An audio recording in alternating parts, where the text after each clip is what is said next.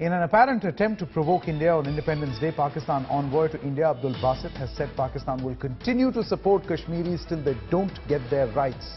By rights, Basit is most suggesting freedom.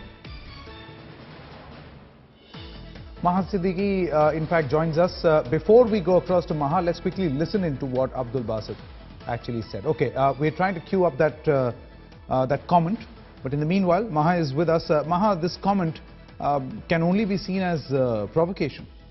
Well, absolutely, and Pakistan continues, Sanket, with its rhetoric on Kashmir. Now, why this becomes significant at this point is, remember, both the countries are at this moment trying to get in order the National Security Advisor level talks. India has already proposed 23rd and 24th. Pakistan has announced separately that they are agreed to the dates. However, no official intimation has been made to India. So this statement coming ahead of that, or just about 10 days before that, doesn't really augur too well for both the countries. India is at the moment making efforts to keep the atmosphere conducive for the talks.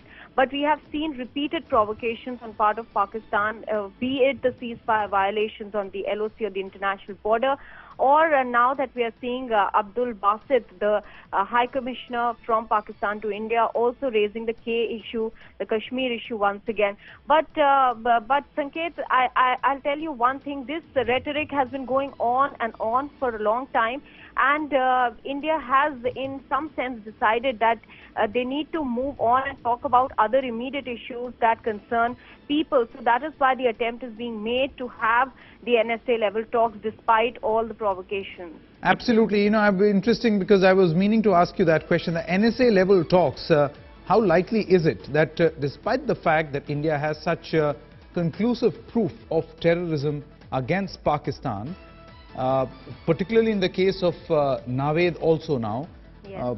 That Pakistan will continue with this particular rant, raking up Kashmir again and again? And don't you think that this is just a setting up that one sees ahead of that NSA level talks? You're absolutely right, Sanket. You've seen it in the past yourself that, you know, there is always an attempt by Pakistan before any major talk to try to set the agenda, and usually they do it through the means of the media. This is an old tactic that has been adopted by Pakistan.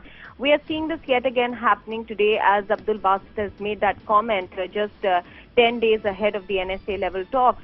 Yes, India has a lot of proof in hand this time around with regards to the issue of terrorism and how it is being facilitated from the Pakistan soil. But remember, Pakistan also, after the UFA talks, had in fact, you know, it has also been preparing a dossier on its part to counter India, is what they allege, on Indian interference in Pakistan. So the NSA level talks are going to be very crucial and very important, where we are going to see not fireworks, I would say, but India, of course, putting forth all the conclusive evidence that it has got with regards to ceasefire violations that start from the Pakistani end. Also, as you were pointing out, Naved, the terrorist who has been caught alive, and his interrogation and details emerging out of that.